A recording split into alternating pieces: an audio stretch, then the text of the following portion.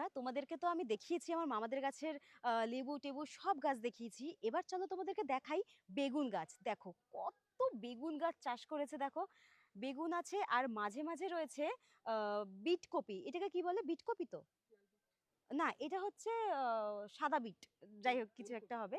ওলকপি, sorry sorry sorry, এটা হচ্ছে ওলকপি, ওলকপি গাছ। আর এদিকটা দেখো রয়েছে লাল বিট, বিট যেটাকে হয় সেটা বিট। আহ, ভীষণ ভালো লাগছে দেখতে। এখানে এসে না আমার সত্যি মনটা খুব ভালো হয়ে যায়। আর আমি মাঝখানে দেখতে পেলাম বাগানের মধ্যে বেগুন গাছে এই বেগুনটা, এই বেগুনটা না একবার ভাঙতে পারছি না।